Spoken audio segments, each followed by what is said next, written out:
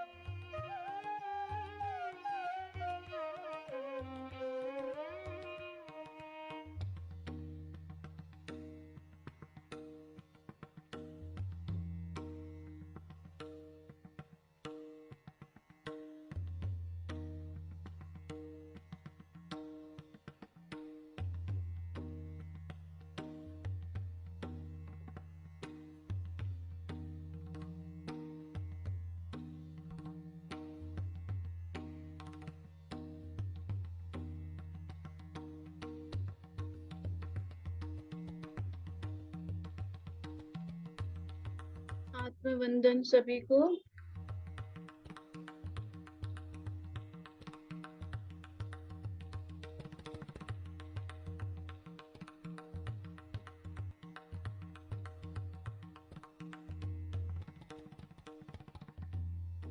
लीना जी, मेरी आवाज आ रही है?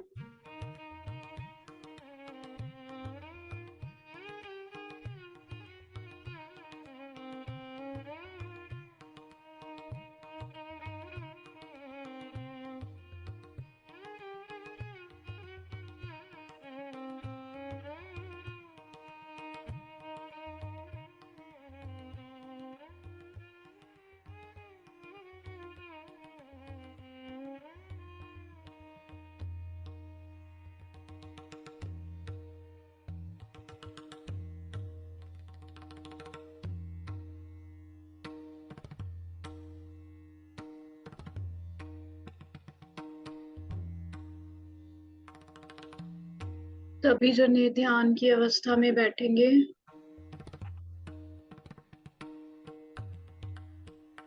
पैरों को क्रॉस, हाथों की उंगलियों में उंगलियों को फंसा लीजिए और कोमलता से अपनी आंखों को बंद करें। गुरमीत जी आत्मवंदन। आत्मवंदन सुदेश्री।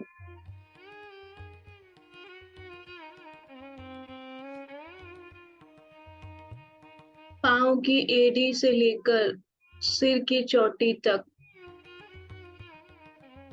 प्रत्येक अंग को ढीला छोड़ दें। पूरी तरह रिलैक्स हो जाए। शांत, एकदम शांत। छोड़ दें सब विचार जो मन में आ रहे हैं।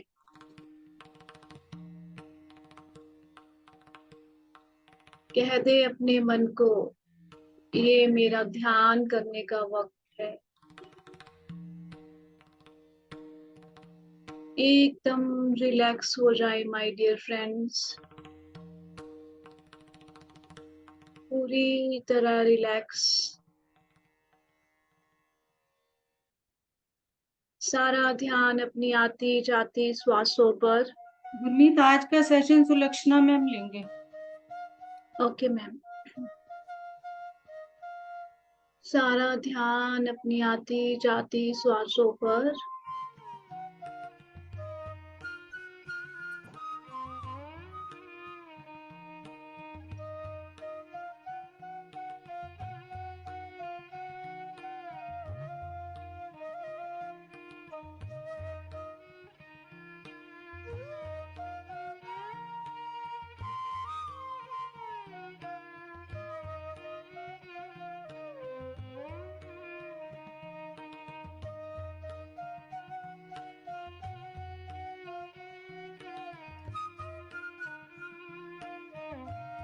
अपनी आती जाती श्वासों के साथ एक हो जाए my dear friends.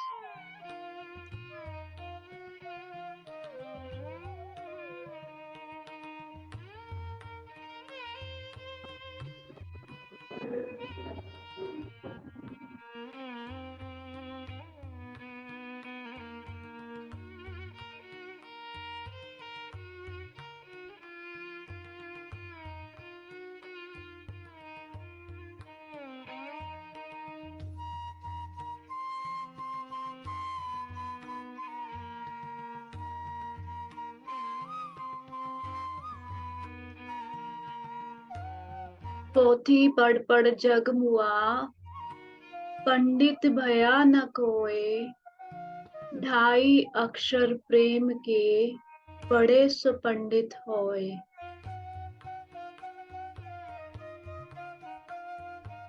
Kabir ji कह रहे हैं,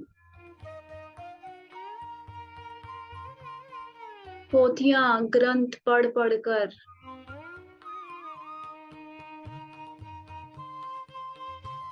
बहुत से पंडित, अपने आप को पंडित कहने वाले, ग्रंथ वेद पढ़ के इस दुनिया में आए और चले गए। लेकिन कोई भी सही मायने में पोथियां ग्रंथ पढ़ के पंडित नहीं बन पाया। माय डियर फ्रेंड्स, पंडित का मतलब विद्वान, ज्ञानी, जिसको सच्चा ज्ञान हो गया है, उस ब्रह्म का ज्ञान जो सभी में उस एक नूर को देखता है।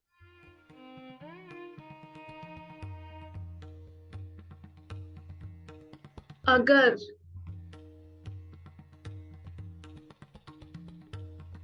आपके हृदय में दूसरों के लिए करुणा नहीं, प्रेम नहीं, और आप अपने आप को पंडित कह रहे हो,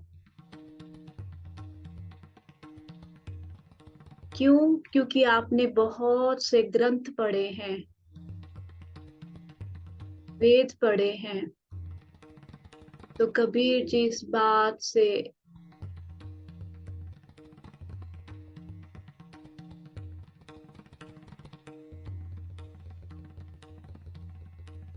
कि वेद ग्रंथ पढ़ लेने से कोई पंडित नहीं हो जाता। पोथी पढ़ पढ़ जग मुआ। बहुत से अपने आप को पंडित कहने वाले, जिन्होंने वेदों का अध्ययन किया,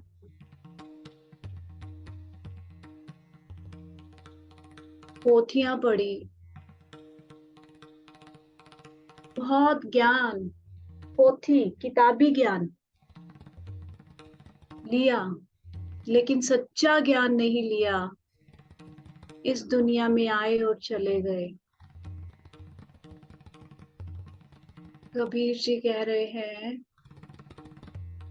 2.5 अक्षर प्रेम के पढ़े सो पंडित होए।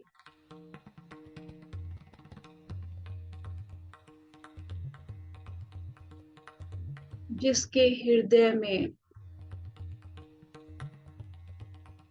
सभी के लिए करुणा है, प्रेम है, जिसको ये ज्ञान हो गया है कि कण कण में वो परमात्मा रमा है, कण कण में उसी का वास है, इसीलिए उसके हृदय में सबके लिए प्रेम है, सबके लिए करुणा है। कोई छोटा नहीं, कोई बड़ा नहीं, कोई ऊंचा नहीं, कोई नीचा नहीं। जिसको ये ज्ञान हो गया कि सभी में वो परमात्मा का वास है, वही असली पंडित है।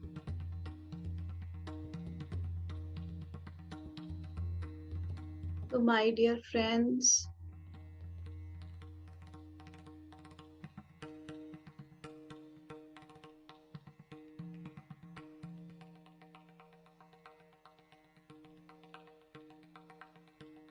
इस अवस्था तक आने के लिए कि सभी में वो परमात्मा नजर आए,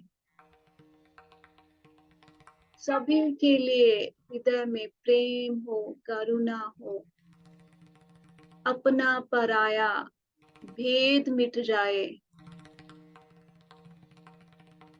हमें अपनी श्वासों के साथ बने रहना है।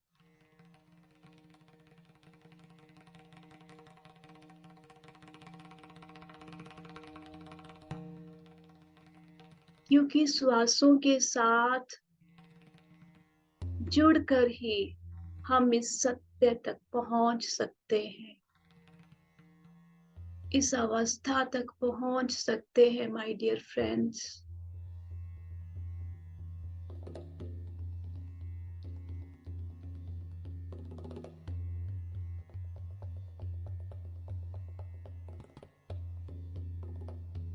इसलिए अपनी श्वासों के साथ बने रहे।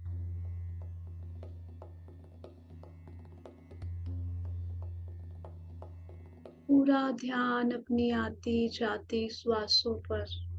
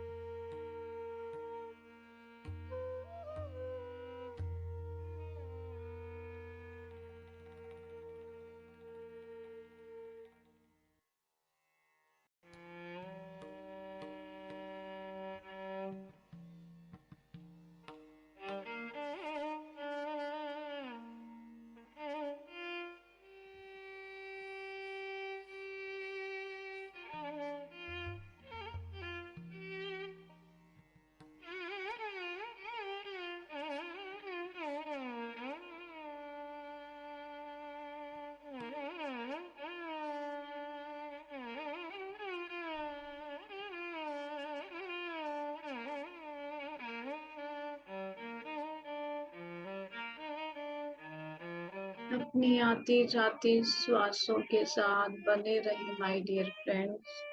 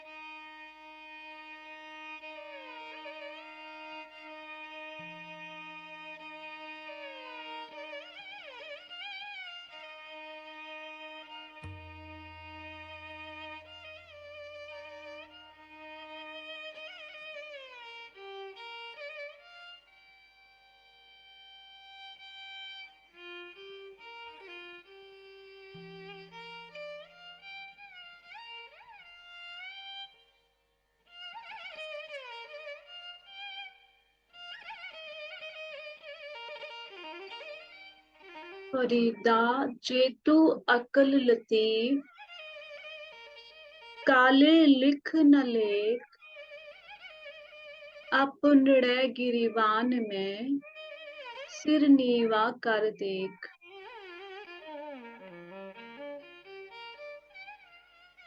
फरीद जी फरमा रहे हैं, फरीदा जेतू अकल लतीफ, अगर तू बहुत सूझवान, बहुत बारीक सूक्ष्म बुद्धि वाला है, कहने का भाव कि तुझे परमात्मा ने बहुत विलक्षण बुद्धि दी है, बहुत तेरे अंदर ज्ञान है। काले लिख न लेख, तो अपने इस अहंकार में आकर कि मुझे तो बहुत कुछ आता है, मुझे तो बहुत ज्ञान प्राप्त है, इस अहंकार में आकर तू दूसरों के अवगुण देखकर, दूसरों में कमियां देखकर अपने कर्म खराब मत कर।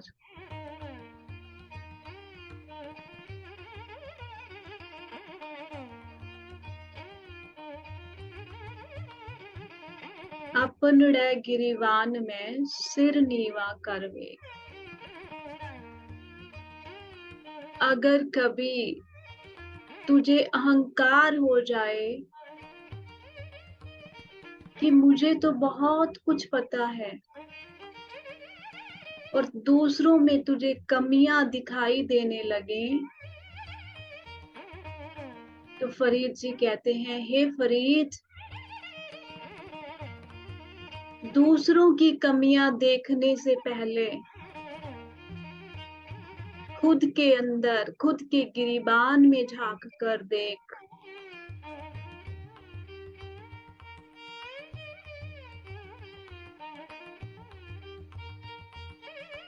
तो तेरा ये अहंकार खत्म हो जाएगा। दूसरों की कमियां देखने से पहले खुद की कमियों को देख।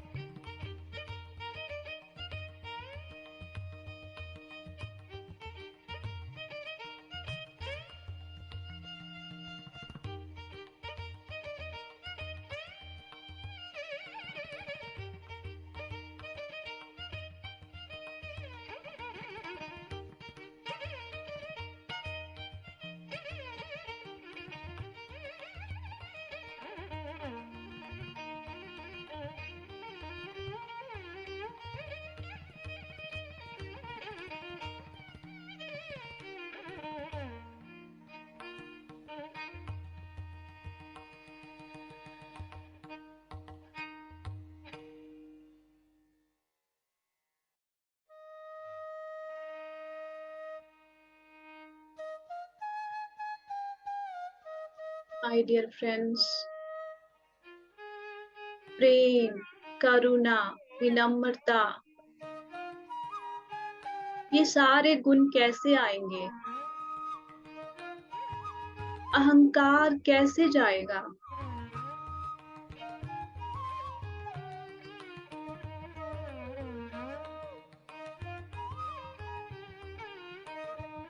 जब हम पूरे समर्पण के साथ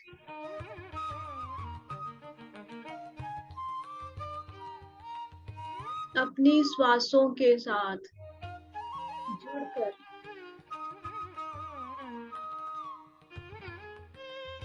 अपने भीतर उतरेंगे,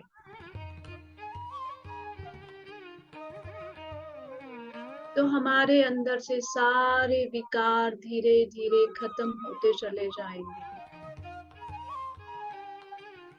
सास सास सिमरो गोविंद, मन अंतर की उतरे चिन्ह।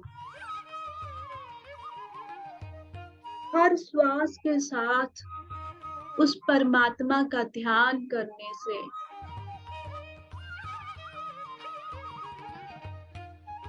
मन के अंदर की मैल धीरे धीरे, भाव विकारों की मैल धीरे धीरे खत्म होने लगती है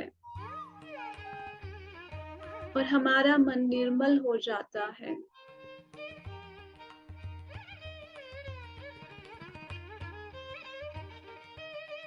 तो माय डियर फ्रेंड्स, अपनी आती जाती श्वासों के साथ बने रहें।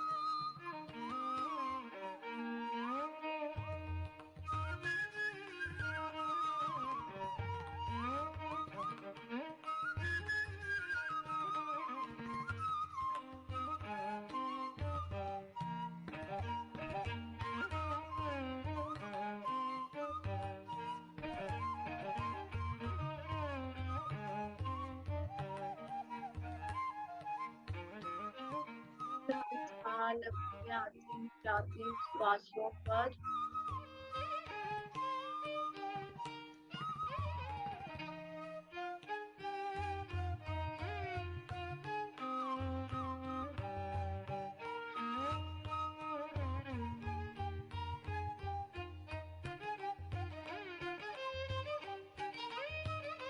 Last 2 minutes, my dear friends.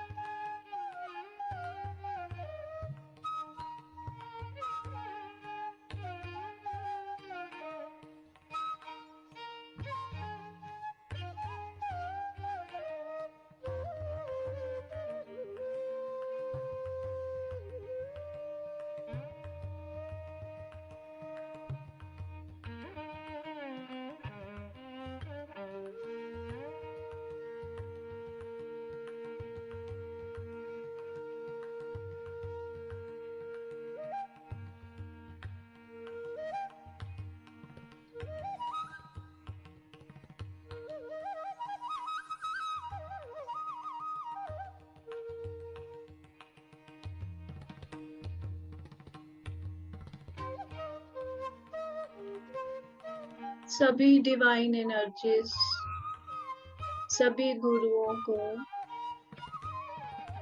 जो ध्यान ज्ञान के सत्र में हमारे साथ जुड़े हैं, सबको धन्यवाद देते हुए, खुद को धन्यवाद देते हुए, वीना मैम को धन्यवाद देते हुए, जूम की सारी टीम को धन्यवाद देते हुए, अपने लैपटॉप, मोबाइल, इंटरनेट सिस्टम को धन्यवाद देते हुए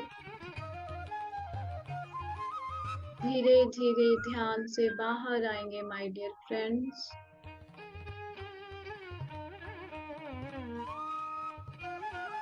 अपने हाथों को खोलकर अपनी आंखों पर रखेंगे।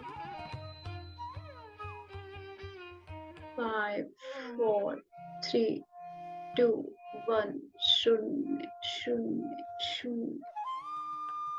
धीरे धीरे अपनी आंखों को खोलेंगे।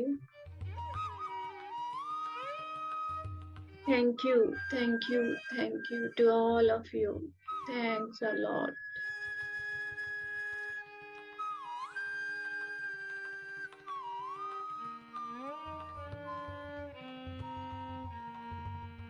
Thank you, my dear friends. जो अपनी वीडियो ऑन कर सकता है प्लीज वीडियो ऑन करें।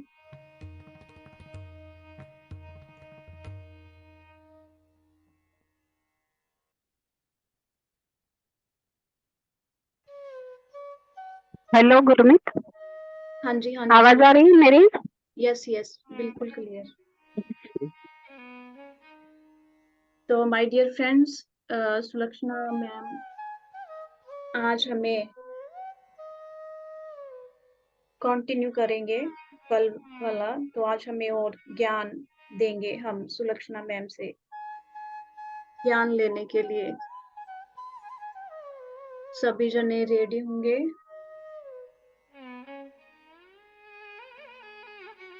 तो Yes. Yes Sulakshana ma'am, over to you. Thank you Gurmeet, इतना अच्छा ध्यान करवाने के लिए बहुत बहुत धन्यवाद। तो आज हम श्री रामकृष्ण देव की जो पत्नी थी श्री शारदा देवी माँ की जीवनी और उनका संदेश उपदेश जो है वो हम आज सुनेंगे। तो सभी डिवाइन मास्टर्स को हम इनवाइट भी करते हैं और प्रणाम करते हैं, और मेरे गुरु श्री रामकृष्ण देव, माँ शारदा देवी, स्वामी विवेकानंद को मैं प्रणाम करती हूँ और इनवाइट करती हूँ, और यूनिवर्स को भी बहुत बहुत धन्यवाद देती हूँ। वीणा मैम को धन्यवाद, पीएमसी सर को बहुत बहुत धन्यवाद, गुरमीत, संगीता मैम, जितने भी यहाँ पे है सबका बहुत बहुत धन्यवाद। तो मैं अभी माँ शारदा देवी के बारे में उनकी जीवनी पढ़ती हूँ, और थोड़ा बहुत जो मुझे पता है वो मैं मतलब वो ही मेरे से करवा रहे हैं, यही मैं सोचती हूँ, और मैं वो ही मेरे अंदर बैठ के आपको सुना रहे हैं, यही मेरी धारणा है, इसलिए उनको बहुत बहुत धन्यवाद। तो श्री माँ शारदा देवी जो है वो श्री राम कृष्ण देव की पत्नी है।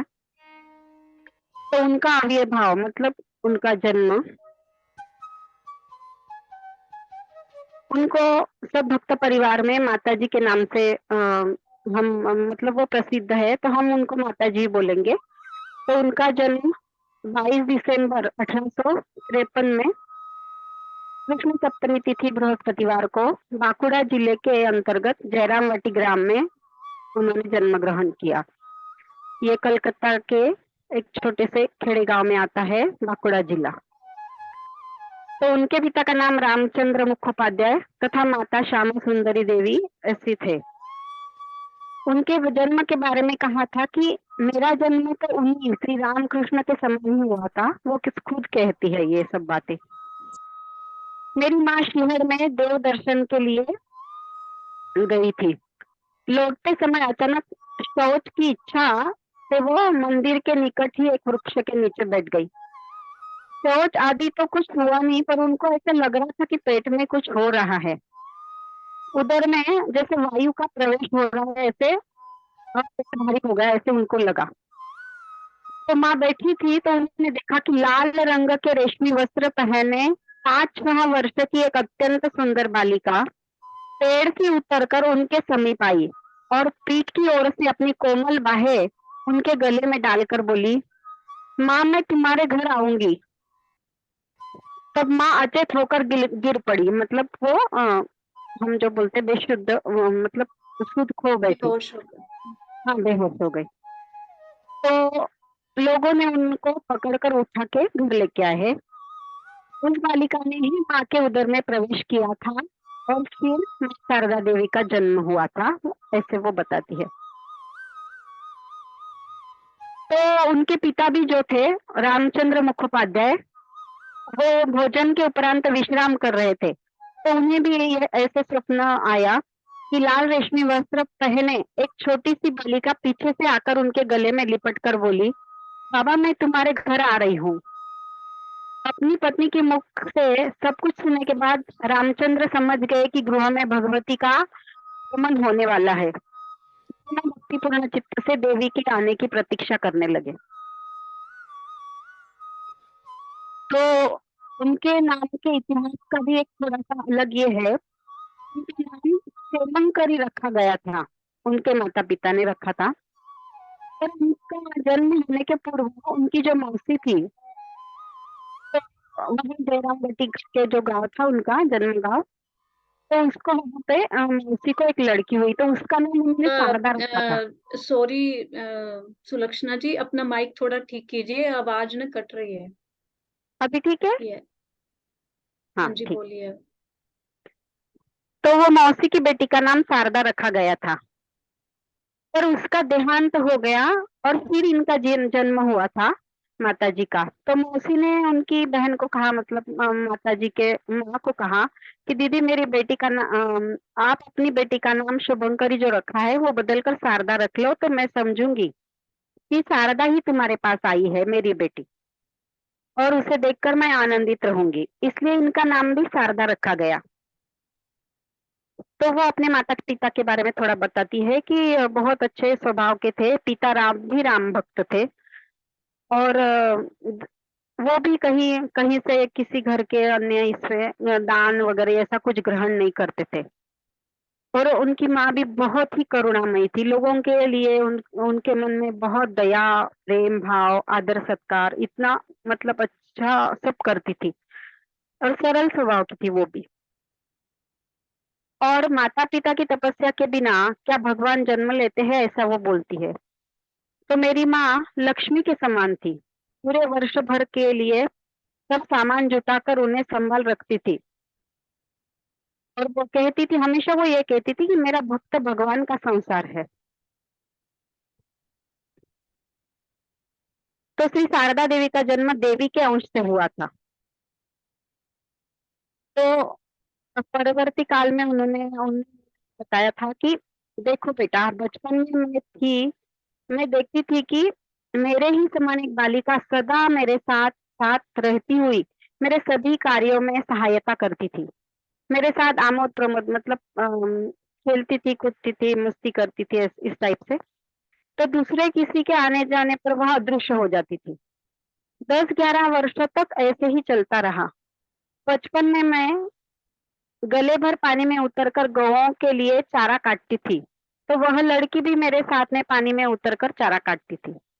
तो इसका मतलब हम अभी समझ समझ सकते हैं कि कैसे देवी और कैसे उनको मदद करने के लिए सब आते हैं। जैसे अभी हम लोग बोलते हैं कि एंजल्स वगैरह अपन हम लोग बोलते हैं, तो इस टाइप से वो उनको भी मदद करने वाली तब थी देवी। तो उनका मतलब पिताजी का परिवार भी थोड़ा निर्धन था, तो बाल्यकाल में उनको अत्यंत अभाव रहता था कुछ खाने पीने का या कुछ चीजों का।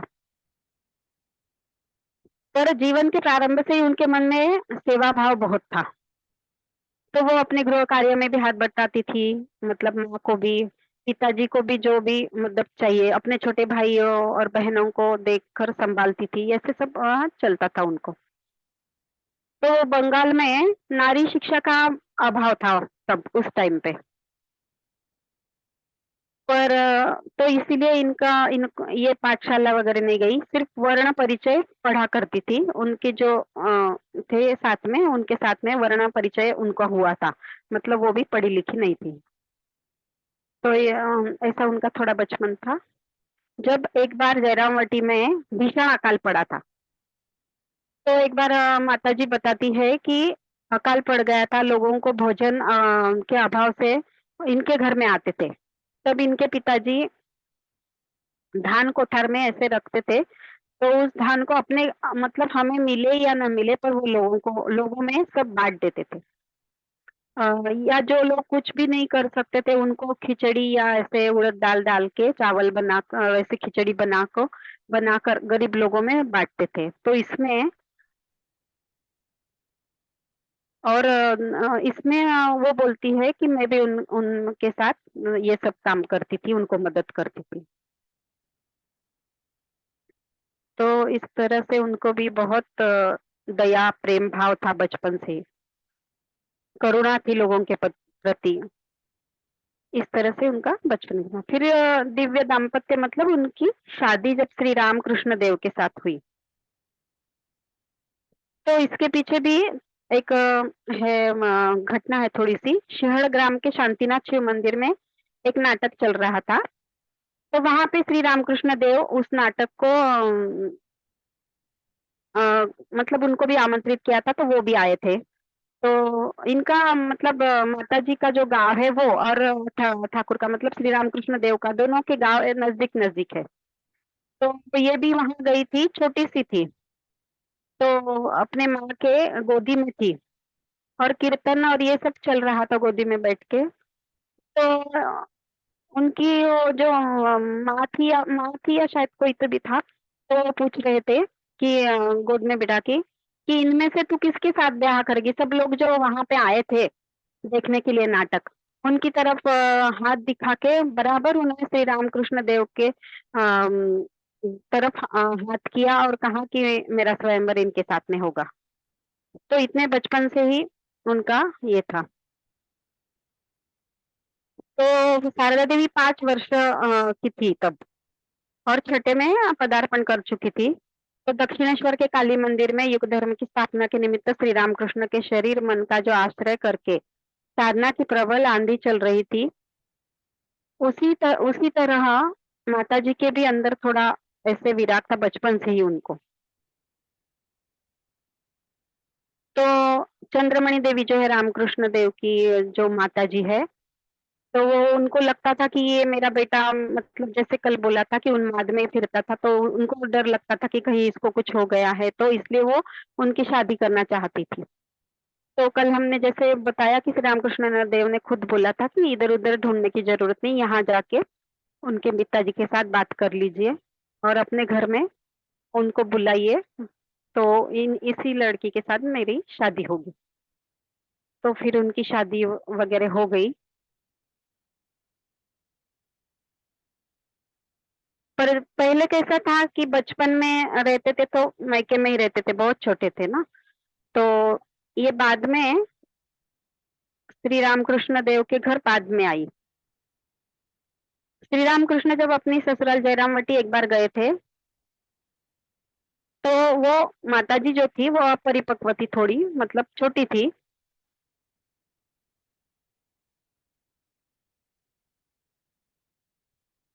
तो उन्हें किसी ने बताया भी नहीं, फिर भी उन्होंने उनके पैर धोए और अपना जो आंचल रहता था उससे उनके पाँव को उन्होंने साफ किया। तो ये हमारे यहाँ मतलब हिंदू धर्म में जो है कि पति के पाँव धोना या ये सब बचपन से किसी को सिखाया नहीं जाता था, अपने आप वो उनके अंदर आ जाता था छोटेपन से। ऐसे उनका जीवन बीत रहा था। तो पहले वो अपने माँ बाप के घर में ही रहती थी। 14 वर्ष के बाद वो कामरकुकुर में मतलब श्री रामकृष्ण देव के घर में आई थी। तब जो थे रामकृष्ण वो साधना में इतने मग्न रहते थे कि उन्हें पता भी नहीं था कि हम मतलब मेरी कोई मतलब पत्नी है, ऐसा कुछ उनके मन में कुछ भी नहीं था। उस टाइम पे 1867 साल में श्री रामकृष्ण अपनी तंत्र साधना की गुरु जो थी भैरवी ब्राह्मणी, जो कल हमने देखा था, वो उनको तंत्र साधना सिखा रही थी।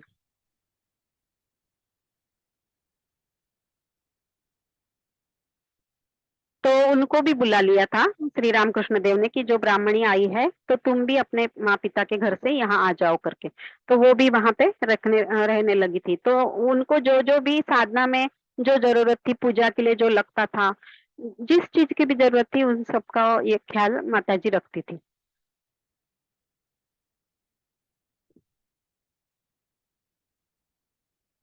तो इनका एक उपदेश था, शिक्षा पद्धति का अभिनव भी उनके अंदर था। और पत्नी का भगवत अभिमुख करने के लिए उनसे कहते थे, मतलब श्री रामकृष्ण देव, उनको लगता था कि मेरी पत्नी भी मेरे जैसे ही भगवत अभिमुख होनी चाहिए। तो वो बताते थे, बच क्योंकि ये छोटी थी ना, तो उनको उसी टाइप से बताते, जैसे चंदा मामा सभी बच्चों का मामा है, वैसे ही ईश्वर सभी के अपने हैं, सबको उन्हें पुकारने का अधिकार है, और तुम्हें भी मेरी तरह दर्शन प्राप्त होगा। इस तरह से उन्होंने समझाया था। इन्होंने किसी किसी ही चीज का अपने पति का विरोध नहीं किया, जैसे वो बोलते थे वैसे करते जाती थी। बहुत सी चीजें उन्होंने श्री रामकृष्ण देव से सीखी थी। स्वार्थहीन, नित्य नित्य जीवन उपयोगी, स्नेह मिश्रित पवित्र शिक्षा उनसे उन्होंने पाई थी। और इन सब चीजों से वो हमेशा आनंद में रहती थी। तो उस टाइम जब बोलती थी ना माता जी, तो उन्होंने एक बार कहा है कि उस समय जब श्री रामकृष्ण उनको जो कुछ सिखाते थे और जो वो देखती थी उनका दिव्योल्लास, जो उन्मत्त वो होते थे, वो सब देख के वो बोलती थी कि उस समय से मुझे सर्वदा ऐसा अनुभव होता था मानो हृदय में आनंद का एक पूर्ण घट स्थापित कर दिया गया है। उस धीर स्थिर दिव्योल्लास से हृदय कैसा पूर्ण रहा करता था, यह कहकर किसी को समझाने की चीज नहीं है। तो वो जो अनुभव करता है वो ही समझ सकता है। और श्री रामकृष्ण भी अपने धर्मिणी को अच्छे से जानते थे, उनका स्वरूप क्या है वो उनको पता था। श्री रामकृष्ण देव काफी देर तक भावावेश में रहते थे, ईश्वरीय ही प्रसंग की बातें करते थे। पर ये तो थोड़ी छोटी थी, तो हमें बहुत बार ये निद्रा में चली जाती थी। फिर कभी कभी वो उनको बोलते थे कि इतनी सुंदर बातें तुमने सुनी नहीं, तुम तो सो गई थी। तो वो बोलते हैं कि नहीं, जगाने की जरूरत नहीं थी, मैं सुन रही थी। इस तरह से उनका चलता था हमेशा। और श्री रामकृष्ण देव उनको भगवत कीर्तन, भगवान के बारे में सब कुछ बताते जाते थे।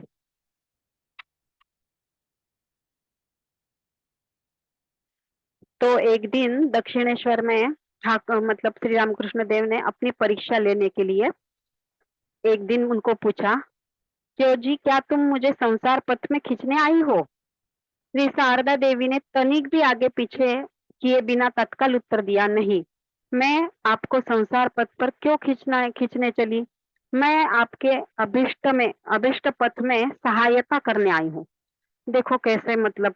और अगर आजकल ऐसा रहता तो अलग ही बात थे। तो ये भी पूरी तरह से भगवत चिंतन में लीन रहती थी, और कभी भी उन्होंने किसी बात का उनको विरोध नहीं किया। तो एक दिन फिर से ठाकुर ने पूछा कि तुम किस दृष्टि से मुझे देखती हो? मतलब उनका पूछने का, परीक्षा ले रहे थे ना, पूछने का मतलब था कि क्या तुम मुझे पति के भाव में देखती हो या और कुछ। तो उन्होंने तुरंत ही उत्तर क्या दिया, जो काली मंदिर में विराजमान है उसी ने इस शरीर को जन्म दिया है, और नौबत खाने में जो निवास कर रहे हैं, मतलब श्री रामकृष्ण देव की माँ जो नौबत खाने में रहती थी, वहां पे एक रूम थी, उसका नाम नौबत खाना था।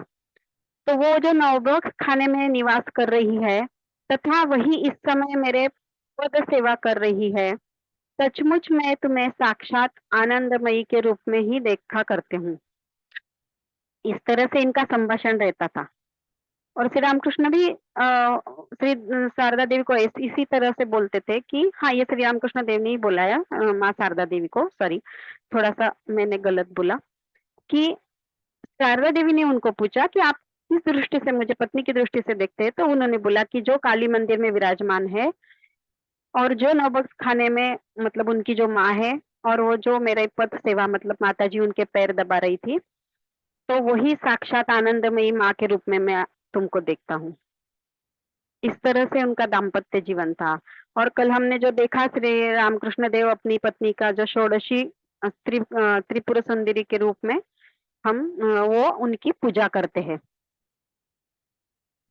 तो इस तरह से उनका मतलब रिश्ता था, पति पत्नी के रिश्ते से भी बहुत ही ऊपर और उच्च स्तर का ये रिश्ता था।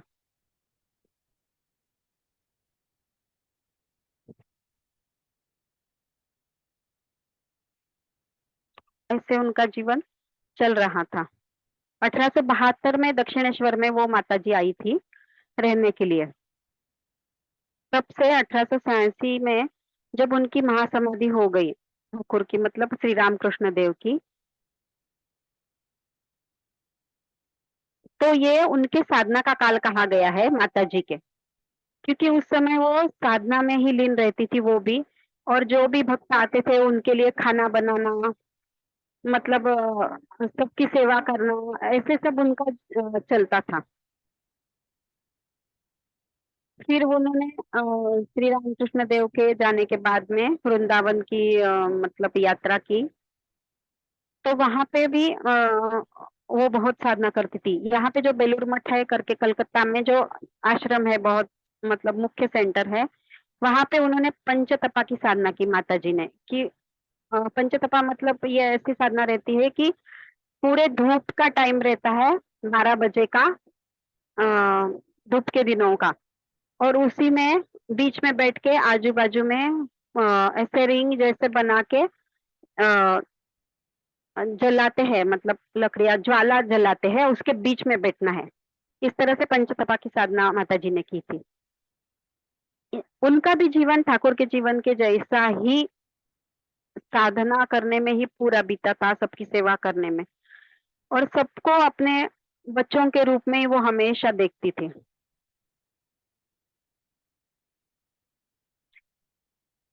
तो इस तरह से उनका भी जीवन व्यतीत हुआ। तो शारदा नाम के ऊपर से जो बोलते हैं रामकृष्ण देव सबको बोलते थे कि वो शारदा है, मतलब ज्ञान की देवी है, वो सबको ज्ञान देने के लिए आई, सरस्वती है और ज्ञान प्रदान करने के लिए वो आई है, ऐसे श्री रामकृष्ण देव सबको बोलते थे।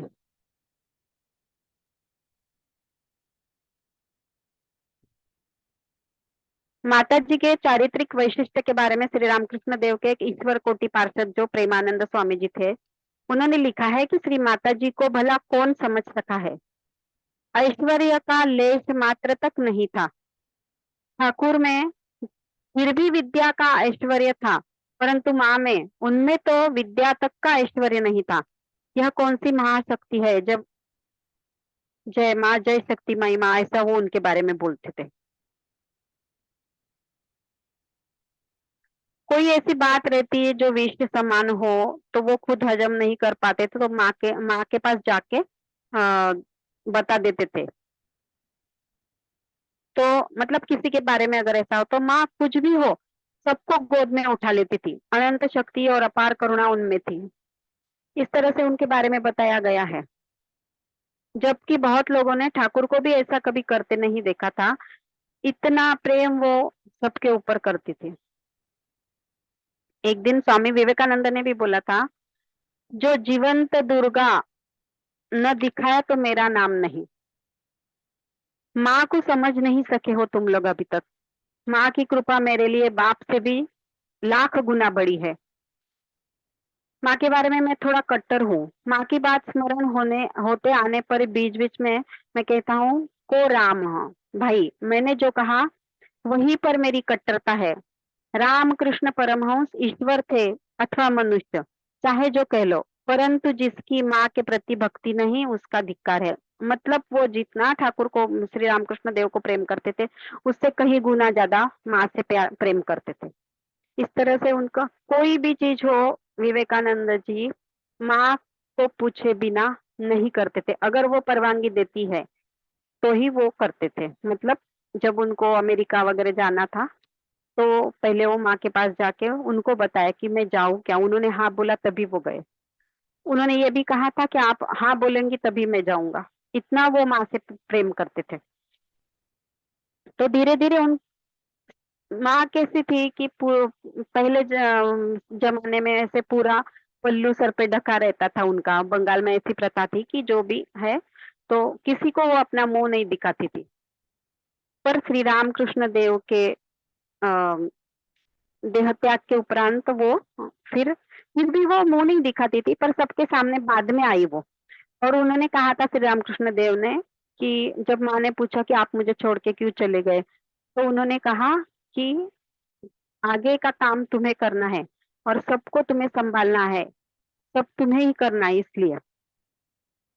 तो फिर वो बाद में बाहर आई सबके सामने और सब मतलब सबको कैसे गाइडेंस देना है, क्या करना है आश्रम के बारे में, क्या कार्य करना है, वो सबको फिर बाद में बताती ही थी। दीक्षा देती थी, फिर मंत्र दीक्षा सभी को, इस तरह से। तो ऐसा फिर उनका जो छिपा व्यक्तित्व था वो फिर बाहर आने लगा। फिर सब लोग उनको जानने लगे कि वो देवी स्वरूप ही है, जगन माता ही है।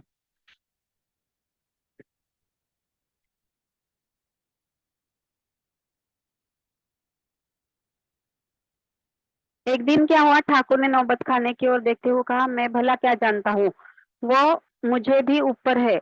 मतलब उनके बारे में कहते हैं ठाकुर कि माताजी एक दिव्य शक्ति के विकास का सूत्रपात दक्षिणेश्वर में सबको जो देखने को मिल रहा था। एक एक भक्त महिला अपने परिवार के किसी महान विपत्ति के निवारणार्थ कोई मंत्र या औषधि के लिए ठाकुर के पास आती थी। तो ठाकुर उनको नौबत खाने की ओर दिखाते हुए बोलते थे, मैं भला क्या जानता हूँ, वो मुझसे भी ऊपर है। उन्हें जाकर बताओ तो तुम्हारी कामना पूरी हो जाएगी।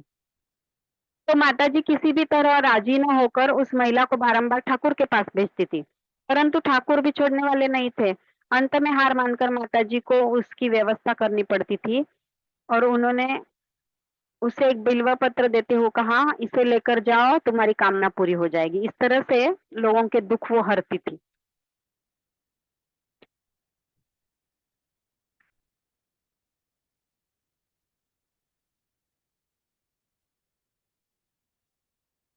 जैसे एक दिन क्या हुआ कि योगिन माँ करके एक थी, तो माता जी ने कुछ पान और सिर्फ चूना सुपारी डालकर लगाया, ऐसा मतलब वो बीड़ा बोलते हैं उसको, खाने के लिए अच्छी तरह मसाला आदि डालकर लगाए। तब माँ से पूछ बैठ रही थी, ये योगिन माँ जो होती वो पूछ रही थी, इनमें तो मसाला इलायची आदि नहीं है, वे किसके लिए है और ये किसके लिए है? तो उत्तर मिला, योगेन ये अच्छे वाले भक्तों के लिए है, उन्हें स्नेह यत्न के द्वारा अपना बनाना है।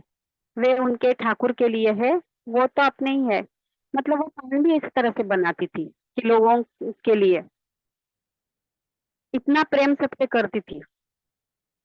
तो ठाकुर बहुत बार बोलते थे, जैसे स्वामी विवेकानंद है और उनके जो पार्षद मतलब उनके 16 शिष्य थे रामकृष्ण के, मतलब जैसे विवेकानंद है वैसे ही और 15 सन्यासी शिष्य थे उनके। तो वो सब वहां आके ध्यान भजन सब करते थे। तो रात को खाना खाते थे तो माँ उनके लिए मतलब दाल रोटी ऐसे बनाते थे। तो ठाकुर डांटते थे उनको कि इनको ज्यादा खाना मत खिलाओ, इनको साधना करनी पड़ती है, सवेरे उठना पड़ता है 3 बजे उठकर, ये ज्यादा खाना खाएंगे तो उठना ही पड़ेंगे। तो माँ बोलती थी कि इनको किसने कितनी रोटियां खाई, तो इसने 6 खाई, उसने इतनी खाई, ऐसे माँ ने ही खिलाया, ऐसे लोग वो लोग बोल के आते हैं। फिर माँ को ये डांटते थे श्री रामकृष्ण देव कि तुम इतना खाना मत खिलाओ। तो वो बोलते थे कि नहीं, उनका उनको खाना खिलाना खिलाना और मेरे बच्चों की देखभाल करना मेरा कर्तव्य है। कुछ नहीं होगा, वो बराबर सब ध्यान धारणा सब करेंगे, बराबर उठेंगे। उनका शरीर पुष्ट होना चाहिए, अगर शरीर पुष्ट नहीं होगा तो वो साधना भी नहीं कर सकते। और वो शरीर उनका पुष्ट कब होगा, जब वो अच्छा खाना वगैरह खाएंगे तब। तो ऐसे ही उन लोगों के बीच में चलता रहता था। दक्षिणेश्वर का जीवन अत्यंत माधुर्यपूर्ण था। देव मानव ठाकुर की सेवा के साथ साथ ही अविच्छिन्न धारा के रूप में साधन भजन भी चलता था। भक्त समागम, ईश्वरीय प्रसंग, नृत्य, गीत, भाव समाधि ऐसे ठाकुर का चलता था। तो उन सब का ख्याल माता जी नौबत खाने के बरामदे में खड़े होकर देखती भी थी और उनकी सबकी सेवा भी करती थी।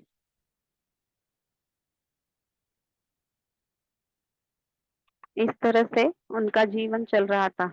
और उत्तरदायित्व अर्पण, जब ठाकुर नहीं थे तो पूरा उत्तरदायित्व उनके ऊपर ही आया, सबको संभालने का, सबको देखने का।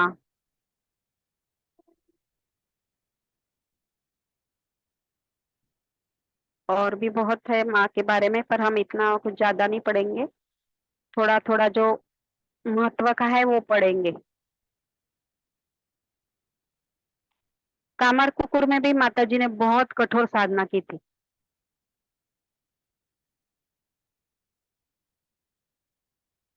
और भक्तों के साथ भी मिलजुल के, कोई गरीब लड़की है, कोई कोई गरीब लोग है, और वो वैसे बताती भी थी। अगर जबरदस्ती बचपन में किसी की शादी कर देते, करने के लिए जो मतलब भक्त अपने बच्चों को ये करते थे, तो माता जी उनको डांटती थी कि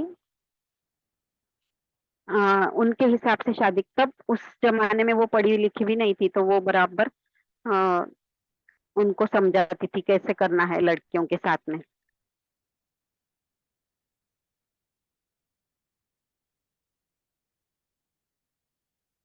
इस तरह से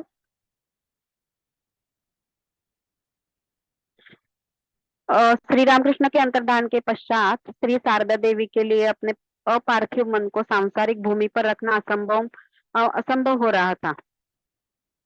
उनका ऊर्ध्वगामी मन अपने असीम स्वरूप में लीन होने के लिए मानो दौड़ रहा था। पर उन्हें पता था कि श्री शारदा देवी को मूर्ति लोक में रखने के लिए माइक आधार की आवश्यकता थी। श्री रामकृष्ण देव ने फिर उनको बताया था कि आपको आगे काम करना है, इसलिए आपको मतलब नीचे ही रहना पड़ेगा। हमेशा वो भी समाधि में जाती थी। श्री रामकृष्ण देव का तो सबको पता था कि वो समाधि में जाते थे, पर माँ का किसी को पता नहीं चलता। वो रात को 3 बजे उठकर गंगा में नहा के फिर तब से ध्यान करती थी। 1 लाख जप वो रोज करती थी। ये सब बातें मतलब तब तक सामने नहीं आई थी। तो उनको साधारण भूमि में रखने के लिए ऐसी व्यवस्था की गई थी। भगवान की लीला ऐसी रहती थी कि उनकी एक पगली मामी भी थी, मतलब उनकी भाभी थी, और उसकी बेटी भी एक पगली थी। तो इन दोनों को माँ संभालती थी, और वो दोनों उनको इतनी तकलीफ देती थी, कुछ न कुछ उनको गालियां देती थी। ये सब सहन करके, सब सब बच्चों को संभाल के, आने जाने वाले को लिए खाना बनाने का है, तो जो भी है, जो पूरा पूरा काम माता जी करती थी, और ऐसे लोगों को भी संभालती थी। ऐसे बहुत उनके भाइयों के बीच में तो इसका बहुत झगड़ा रहता था, प्रॉपर्टी को लेके, घर मेरा है इसका है। वो भाइयों को भी संभालती थी। इस तरह से उनका जीवन बहुत ही उच्च प्रति का। ठाकुर के बारे में तो सबको सबको सब बातें पता चलती कि उन्होंने कैसी साधना की है, क्या किया है, पूरा जीवन कैसे बीता है। पर माता जी का जो आदर्श जीवन है, उसे पढ़ने के बाद ही सबको पता चलता है कि वो क्या है। तो उनके बारे में बहुत सी बड़ी बड़ी किताबें ये रामकृष्ण मठ के इसमें है, तो अगर पढ़ना है तो पढ़ सकते हैं। बाद में हम थोड़ा आखिरी में माता जी का देखेंगे कि उनका निर्वाण, लीला संवरण जो बोलते हैं, तो वो जयरामवटी में भी उनका आश्रम था, और वो वहां रहती थी। मतलब उनका जन्म गांव जहाँ था वहां पे रहती थी। 1919 में भक्तों ने जयरामवटी में उनका जन्मोत्सव मनाया था। तो बहुत से लोगों को फिर उन्होंने आशीर्वाद दिया, और तब से उनकी थोड़ी थोड़ी तबीयत मतलब खराब रहने लगी थी। शरीर त्याग के कुछ दिन पूर्व की एक घटना है। राधु जो उनकी भांजी थी, वो पगली थी थोड़ी सी, मतलब तो वो उनको बहुत तकलीफ देती थी। तो वो उदास मन से आकर खड़ी हुई, और उनको देख ते माँ ने कहा, देख तू जयरामवटी चली जा, अब यहाँ मत रहना। मतलब उनको वहां रखा इसलिए गया था कि उनका मन नीचे के स्तर पर रहे। तो अब वो बोल रही है क्योंकि उनको पता है कि अभी मैं इसको लेके कुछ नहीं कर सकती, मुझे शरीर त्याग करना है। तो वो उसको तब बोलती है कि तुम जयरामवटी में चली जा, यहाँ मत रहना। तो वो सुनकर एकदम हतप्रभ हो गई कि ऐसे क्यों बोल रही है। तो वो किसी को बोलती है, एक साधु जो रहते हैं उनको बोलते हैं कि इन लोगों को अभी तो जयरामवटी भेज दे। तो क्यों भेज रही है वो, ऐसे पूछ रहे हैं। तो वो बोलती है उन लोगों को भेज देने से क्यों कह रही हो माँ। तो योगेन इसके बाद तो उन्हें वही रहना है ना, जहाँ रह रहे मेरे साथ रह रहे अभी उनको मेरे साथ में नहीं रहना है, उनको अकेले ही रहने की आदत डालनी पड़ी। मन को ऊपर उठा लिया है मैंने अब इन सब लोगों से। तो वो लोग सब लोग योगिन माँ वगैरह जो रहती है उनके साथ में, वो बहुत मतलब दुख होता है उनको और बोलती है कि माँ आपने मन कैसे ऊपर उठा लिया, ऐसी मत बातें करो। तो वो बोलती है योगिन माया कट चुकी है, अब और नहीं मुझे ये सब देखना। इस रेखा तरह जी से म्यूट कीजिए अपने आप को, म्यूट इस कर तरह लीजिए से रेखा जी। आखिरी जो है जीवन वो बिता रही थी। तो दीर्घकाल कठोर ऐसे रोग हो गए थे उनको भोगने, शरीर भी दुर्बल हो गया था भोगते भोगते। फिर 21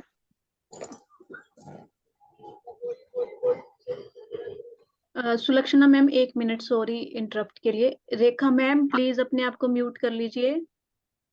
यस थैंक यू। हाँ जी सुलक्षणा मैम। हाँ 20 जुलाई 1920 को रात को 1:30 बजे उनकी आयु 66 ईयर्स की थी।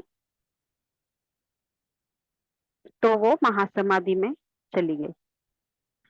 तो मतलब इसमें दिया नहीं है, पर हम लोगों ने सुना है कि उनका जो मतलब अंतिम अंतिम संस्कार किया था वहां पे बेलूर मठ में जो मंदिर है वहां पे, तो उनको गंगा में ही मतलब विलीन होना था। तो जो उनको उनकी चिता को अग्नि दिया और वो जो राख थी तो खुद गंगा माँ ऐसे लहरें, बहुत गंगा की लहरें आ रही थी और वो चिता तक आई और वो पूरे रक्षा को लेके बहा के लेके गई थी। ये उनके बारे में हमने सुना है। उनकी अंतिम क्षण जो थे उसके बाद में उनका जो अंतिम संस्कार किया गया उसके बाद में की बात है। तो उनकी कुछ उपदेश जो है मैं वो बताती हूँ।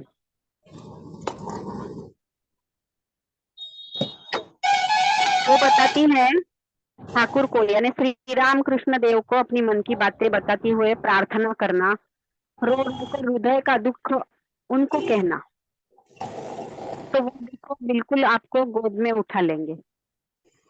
मंत्र तंत्र कुछ नहीं है बेटी, भक्ति ही सब कुछ है। ठाकुर के भीतर ही गुरु इष्ट सब पाओगी, वे ही सब कुछ है। इस बार ठाकुर का सरल पथ है इसलिए सुविधा है। ठाकुर का नाम लेना, उनमें खूब विश्वास रखना। संसार में जैसे माता पिता बच्चों के आश्रय से रहते हैं वैसे ही ठाकुर को समझना। जब ठाकुर को शरणागत होंगे तब सब हो जाएगा। तुम लोगों को क्या भय है?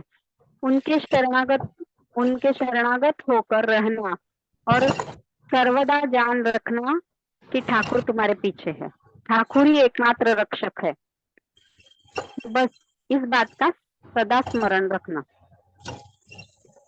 गुरु भक्ति तथा मंत्र के बारे में उन्होंने बताया है। गुरु के प्रति भक्ति रहनी चाहिए। गुरु चाहे जैसे भी हो, उन पर भक्ति रहने से ही मुक्ति होती है।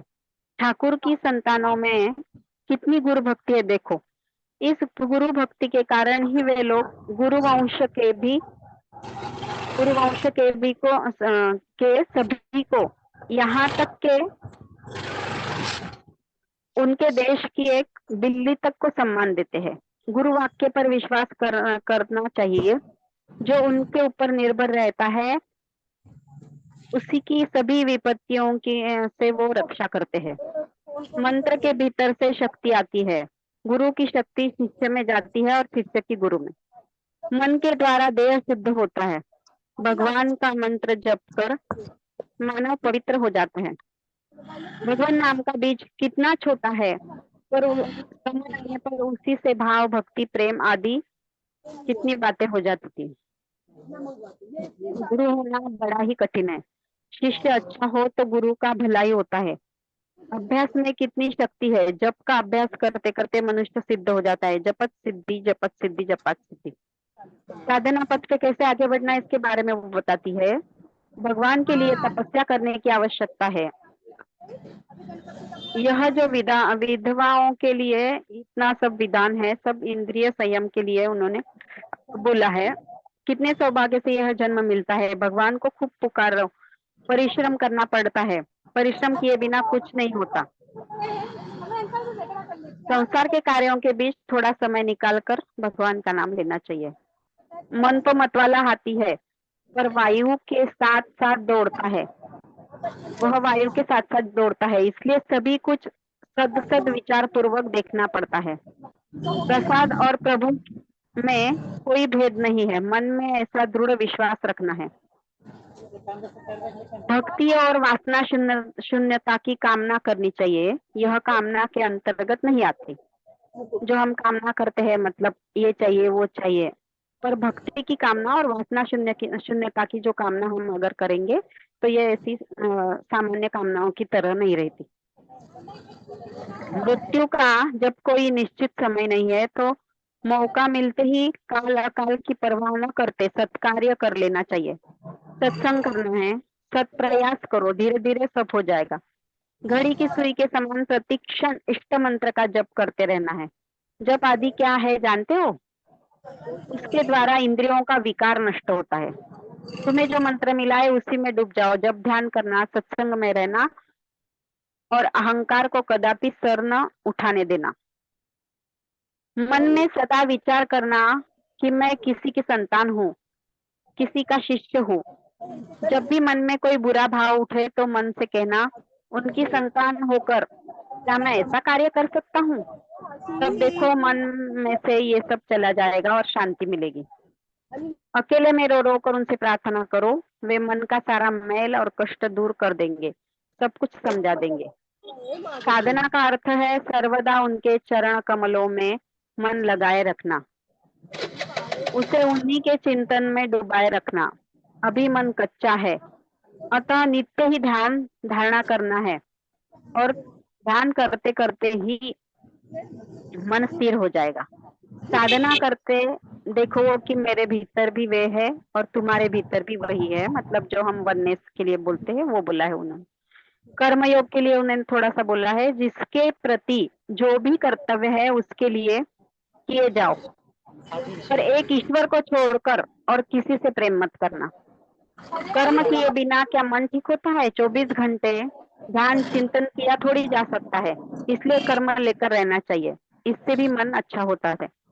कर्म तो करना ही चाहिए। कर्म करते करते ही बंधन कट जाते हैं, तभी निष्काम भाव का उदय होता है। एक क्षण के लिए भी कर्म को छोड़ के नहीं रहना उचित नहीं है रहना। मन सदा बुरे कार्यों में ही जाना चाहता है। भला कार्य की करने की इच्छा होने पर भी मन उधर नहीं जाता। इसलिए सत्कर्मों के लिए हार्दिक प्रयास तथा दृढ़ता की आवश्यकता है। कर्म फल तो भोगना ही होगा, पर हाँ, जहाँ फल धसने की बात थी वहाँ ईश्वर नाम लेने से सुई मात्र गड़ेगी। मतलब इसका मतलब जो है कि जो कर्म हमें भोगने हैं पूर्व जन्म के, वो सब हमें भोगने ही है, पर अगर भगवान नाम जब ध्यान गुरु की कृपा में अगर रहेंगे तो जहाँ पाँव कटना है वही सिर्फ सुई चुभेगी। इतना मतलब कर्म कट जाता है उसकी वजह से। और शरणागति और व्याकुलता कैसे होनी चाहिए इसके बारे में उन्होंने बोला है। चाहे जितना भी जप करो और चाहे जितना भी कर्म करो, यह सब कुछ भी नहीं है। महामाया द्वारा पथ छोड़ दिए बिना किसी की क्या क्षमता है? शरणागत हो जाओ, केवल शरणागत हो जाओ, तभी वे दया करके पथ छोड़ देगी। जो व्याकुल होकर उन्हें पुकारेगा उसी को दर्शन प्राप्त होगा। मेरे ऊपर भार देकर निश्चिंत रहो और सदा के लिए यह जाने रहो कि तुम्हारे पीछे एक ऐसा कोई है जो समय आने पर तुम्हें नित्य धाम को ले जाएगा। इस जीवन का उद्देश्य ईश्वर प्राप्ति तथा सर्वदा उनके पाद पद्मों में मग्न होकर रहना है। और एक आदर्श गृहस्थ कैसा होना चाहिए इसके बारे में वो बताती है। देखो बेटी, आघात पाकर तो बहुत लोग राम नाम लिया करते हैं, परंतु जो व्यक्ति बचपन से ही अपना पुष्प के समान मन प्रभु के चरणों में दे सकता है वही धन्य है। जिसका जो प्राप्त है उसे उसको उसी से वंचित करना उचित नहीं है। ये जो सब्जी के छिलके है यह गाय का प्राप्य है, इसे गाय के मुंह में के पास ही रखना चाहिए। जिसके बहुत से लड़के बच्चे होते हो जाते हैं, ठाकुर उसे स्वीकार नहीं करते थे। वे भी क्या मनुष्य है, संयम आदि कुछ भी नहीं करते, मानो पशु की तरह जीवन जी रहे हैं, इसलिए वो स्वीकार नहीं करते थे, पर माँ सबको संभाल लेती थी। पति कहो, पुत्र कहो या अपनी देह कहो, सब माया है। माया के ये सब बंधन काटे बिना पार नहीं हुआ जा सकता। डेढ़ राख डेढ़ से राख है इस देह की, और क्या है। इस पर गर्व कैसा, कितनी भी बड़ी देह क्यों न हो, जलने पर तो उसकी राख ही हो जाती है। ज्यादा फिजूल खर्चा करने मत करना। भक्त गृहस्थ के पास पैसा होने से वह कितना उपयोगी होता है। सृष्टि दुख सुख से पूर्ण है, दुख न रहने पर सुख क्या समझ में आएगा। कोई चिरकाल तक सुखी नहीं रहेगा, फिर किसी के सभी जन्म दुख में ही भी नहीं बीतेंगे। जैसे कर्म होता है वैसे फल मिलता है। संसार में क्या सुख है, अभी भी दूसरे क्षण नहीं, अभी है और दूसरे क्षण में नहीं है। ऐसे उनकी जिसमें दया नहीं वह भी क्या मनुष्य है, वह तो पशु है। और विविध अलग अलग प्रकार के जो सुलक्षणा है। जी सॉरी, एक मिनट। रेखा दी हाँ, प्लीज अपने आप को म्यूट कर लीजिए। रेखा जी, रेखा जी अपने आप को म्यूट कर लीजिए प्लीज।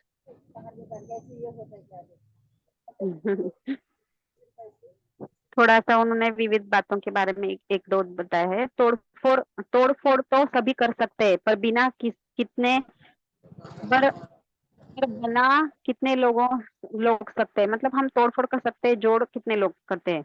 निंदा उपहास तो सभी कर सकते हैं, पर कितने उसे सुधार सकते हैं। अपने मन को दूषित करके ही मनुष्य दूसरों के दोष देखता है। किसी की निंदा से क्या उसकी कोई हानि होती है। निंदा करने वाला ही कष्ट उठाता है।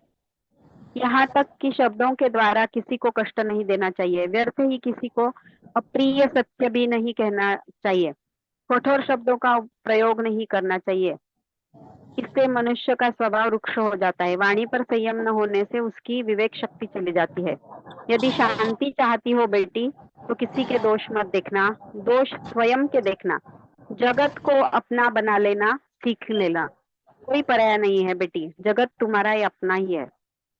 तो इस तरह से उन्होंने उपदेश की है। इसमें से एक में थोड़ा बात बताना भूल गई कि वो सभी किसी धर्म के किसी पंथ के लोग हो, सबको अपने बच्चे के समान संभालती थी। तो उनका जो एक जगह आश्रम था, तो वहां पे ऊपर में टीन लगाने के लिए, टीन जो रहते हैं ना घर के ऊपर हम लगाते हैं, उसको लगाने के लिए एक मुस्लिम लड़का था। तो वो उसको ऊपर चढ़ा के वो टीन लगा रहा था। वो दिन भर वही काम कर रहा था। तो माताजी उसके लिए खाना लेके बैठी थी और खुद ने भी खाना नहीं खाया था। तो उन्होंने एक सन्यासी उनके जो मतलब थे भक्त, उनको बोला कि उसको खाना खाने के लिए बुला के लेके आओ।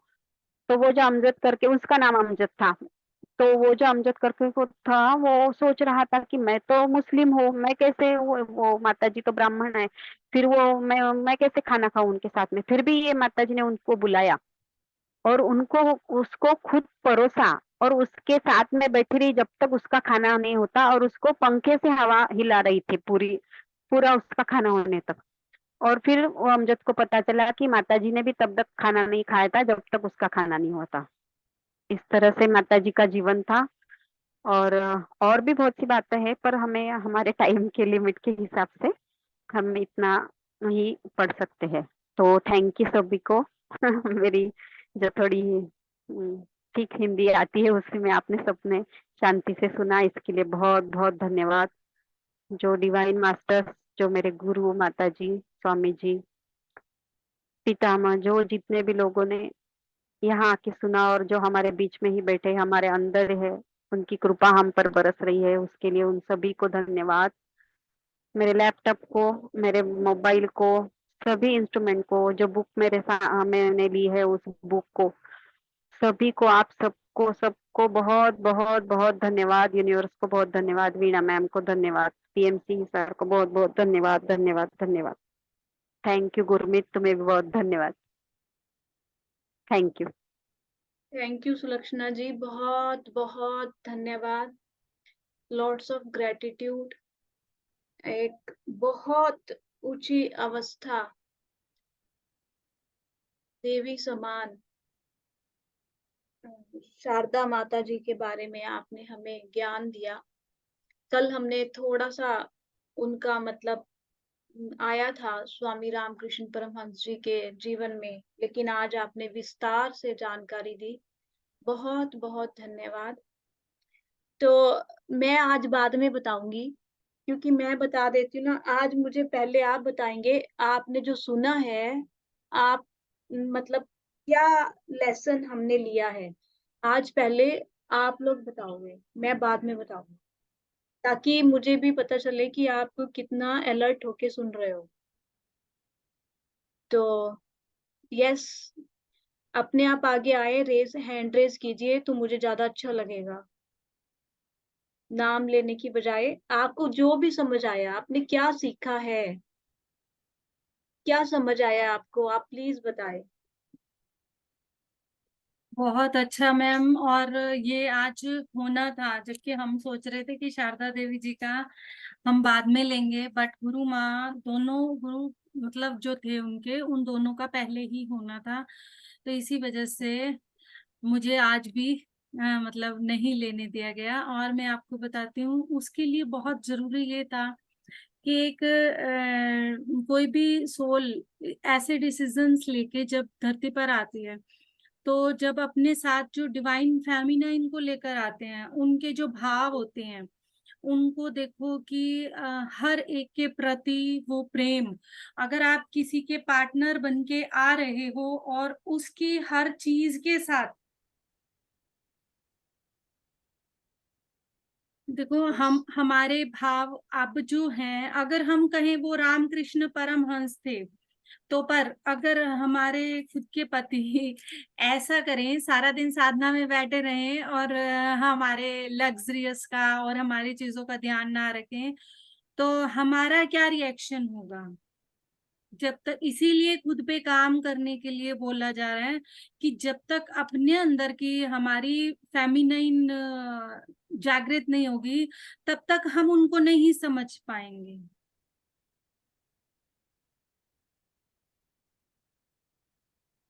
वो एक अवेकंड सोल थी, पर हमें अवेकंड होने के लिए सिर्फ उन चीजों को समझना है। समझना, जैसे जैसे हम उन चीजों को समझते चले जाएंगे कि ना तो जाति पाति है, ना ऊंच नीच है, जो भी हो रहा है। अपने देखो, जो रामकृष्ण परमहंस के पास कितने शिष्य रहते थे, हमारे लिए अपने 2 बच्चों का भी एहसान होता है। देखो, हम अगर 4 फैमिली के 4 मेंबर्स की भी करते हैं, तो भी अपने हस्बैंड्स को सुना देते हैं कि मैं तो अकेली कर रही हूँ, मैं बना रही हूँ, खिला रही हूँ, तुम्हें पता तब चलेगा जब मतलब खुद करना पड़ेगा, या कुछ भी वर्ड्स हम यूज करते हैं। देखो, शिष्यों तक को खाना खिलाते थे। मैम मैं पहले इनसे जानना चाह रही थी, आपका बता देते हैं, मुझे ये जानना था ये कितना हाँ, अलर्ट होके सुनते हैं। यस, कोई बात नहीं चलेगा। अभी ऐसा है कि पर्सन जो है ना, बहुत कम ज्वाइन कर रहे हैं इस टाइम पे। अब एक बार ना शाम को बात करेंगे कि अगर आप लोगों के पास टाइम नहीं है तो हम देखो, बताओ, 9-10 पर्सन ज्वाइन कर रहे हैं, क्या करना है। जब भी तो 18-19 पर्सन कर रहे थे ना, जब हमने इस वाले सेशन को शुरू किया था। फिर एक ही सेशन कर देंगे, नहीं तो हम उसको टाइम को बढ़ा देंगे, और आज का सेशन हम 3 बजे रख रहे हैं, ताकि हम टाइम से शाम को उसको कर पाए। ठीक है, तो आज मैं 3 बजे आराम से कर सकती हूँ ज्वाइन, तो इसीलिए मैंने मॉर्निंग में थोड़ा सा कम टाइम दे दिया। मैंने कहा कि मॉर्निंग में सुन मैं कंटिन्यू रही हूँ, और जैसे जैसे सुलक्षणा बोल रही थी, मुझे तब आ रहा था कि हाँ, ये क्यों हुआ, आज का विवेकानंद जी का नहीं होना था। जब तक दोनों का पूरा गुरु माँ का के साथ पूरा हम वो नहीं कर देते, अगर हम ला रहे हैं, जब तक हम उनका नहीं कर देते, शिष्य का नहीं आना है। क्योंकि वो पूरी तरह से उनकी शिक्षाओं पर ही चले हैं, वो सिर्फ रामकृष्ण परमहंस की शिक्षाओं पर नहीं चले, वो गुरु माँ की शिक्षाओं पर भी चले हैं। उन्होंने जाति पाति का सबसे अधिक विरोध किया है। स्वामी विवेकानंद, स्वामी दयानंद पूरी तरह से मूर्ति पूजा, जाति पाति, इन सब चीजों के खंडन में रहे हैं। और ऐसे ही स्वामी विवेकानंद के भी बहुत सारे, तो मेरे पास तो पूरी बुक है, तो हम उस बुक में से बीच बीच में से लाएं या फिर पूरी बुक लेके आने चाहते हैं स्वामी विवेकानंद की? मैं यही सोच रही हूँ कि क्योंकि उसमें भी बहुत सारी कहानियां हैं अलग अलग बहुत है। उसकी, जैसे बचपन से लेके उनके पूरे जीवन की बहुत सारी कहानियों के रूप में ही बताया गया है। तो मैं सोच रही हूँ कि पूरी बुक लेके आऊंगी मैं, क्योंकि स्वामी, मेरी जो फर्स्ट स्पिरिचुअल बुक रही है वो यही रही है, स्वामी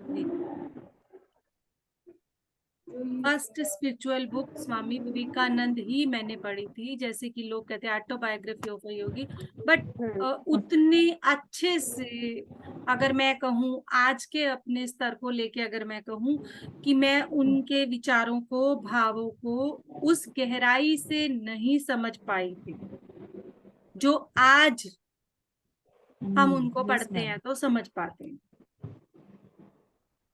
हाँ, मुझे ये बहुत अच्छा लगा था कि उनका मतलब ये चीज था, वो जो उस दिन लीना मैम वर्ड बोल रही थी ना, होनहार बिरबान के चिकने चिकने पात, तब जो बात आ रही थी वो क्या आ रही थी कि हाँ, जो संत होते हैं ना, वो बचपन से ही अपने चरित्र से ये सब कुछ शो करते हैं, बिल्कुल शो करते हैं। और वो सबसे ज्यादा शरारती होते हैं, सबसे ज्यादा क्वेश्चनियर होते हैं।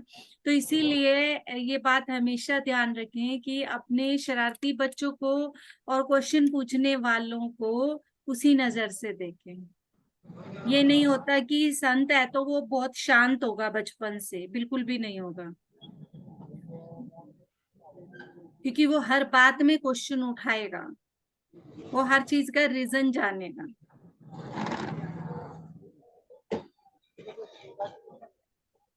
हाँ जी, अब कोई Yes. कुछ कहना चाहता है?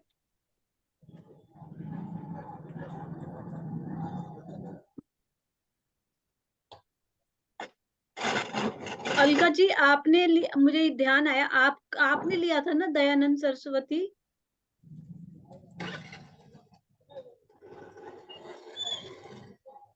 अलका जी,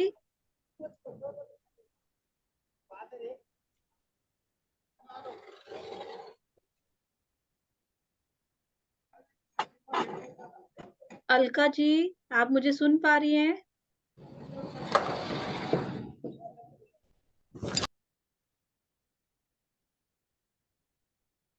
कोई कुछ कहना चाहता है? किसी का क्वेश्चन है?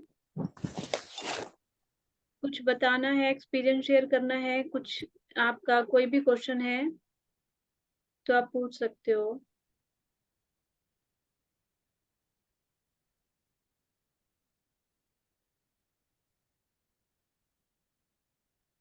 चलो, अब धीरे धीरे 1 बाय 1 करके सभी गए हैं, तो अब मैम मेरे को ना थोड़ा सा कल का जो टॉपिक था, positivity, power of positivity and faith, तो उसके अंदर हम नेगेटिविटी का भी थोड़ा सा करेंगे ना, कि पहले हमारे अंदर जो इतनी नेगेटिविटी थी उसके लिए हम सॉरी फील करके और फिर पॉजिटिविटी को हम पूरी तरह से एक्सेप्ट कर रहे हैं, तो उसके लिए ग्रेटिट्यूड। कोई ये मुझे बस वहां पे ना अपनी ये वर्ड का यूज करो कि मेरी जो भी इनोसेंस थी और मेरे अंदर जो भी अज्ञानता थी, अज्ञानता में किए गए हर शब्द, मन, वचन, कर्म के लिए मैं माफी चाहती हूँ। तो इतना ही सफिशिएंट है, क्योंकि हमने नेगेटिव शब्दों का यूज करना ही नहीं है, इसीलिए इसको हमने ऐसे सिर्फ एक उसमें वाक्य में ले लेना है और कर देना है। ठीक है, थैंक यू मैम। कि मैं उन सबको रिलीज, जितने भी शब्द मेरे अंदर थे, बिलीव्स थे, पैटर्न थे, उन सबको मैं रिलीज करती हूँ और ब्रेक करती हूँ और उसकी जगह पर आज की न्यू एनर्जी के सारे पॉजिटिव और साथ में जो भी वर्ड था हमारा फेथ से भरे हुए, फेथ पावर से भरे हुए, विश्वास से भरे हुए सभी शब्दों को वहां स्थान देती हूँ। ओके मैम ये एक हाँ जी, हाँ जी मनीषा मैम क्या कह रहे हो? वो कोई आ गया है शायद, इसलिए उन्होंने म्यूट कर लिया अपने आप को। संतोष जी, आप दयानंद सरस्वती आप कर रहे हो? हाँ, मैं स्वामी विवेकानंद पे अभी हमें लगेंगे 4-5 दिन, तो तब तक कर लेंगे ये फिर। नहीं, मेरे को ये लग रहा है शायद अलका जी ने लिया था उस दिन दयानंद। अलका जी, मैंने वो भी बोला कर ना यहाँ लेंगी, पे ये भी बात। कर लेंगी, वो भी कर लेंगी, ये भी कर लेंगी, कोई दिक्कत नहीं। हर कोई अपने तरीके से लाएगा। नहीं, वो तभी हमें तो मैंने लाना तब। है, सबको सामने लाना है ना। तो एक टॉपिक अगर 2 पर्सन भी ले रहे हैं तो कोई दिक्कत नहीं है, क्योंकि उनकी इंफॉर्मेशन और उनकी इंफॉर्मेशन में कहीं ना कहीं बताने के तरीके में, चीजों में थोड़ा बहुत डिफरेंस आ जाएगा। ओके।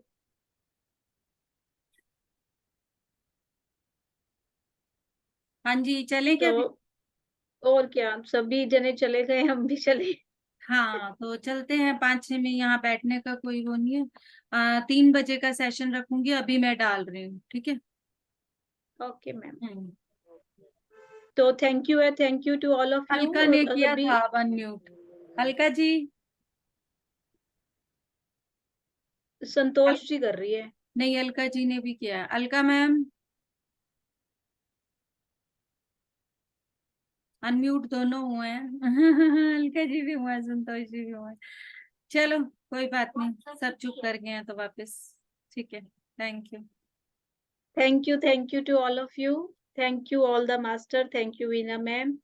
तो हम आज की ये सेशन को यहीं पे कंक्लूड करते हैं। तो शाम 3 बजे वाले सेशन में फिर से मिलेंगे। तो थैंक यू है, thank you to all of you, all masters. Thank you Veena ma'am. Thank you so much.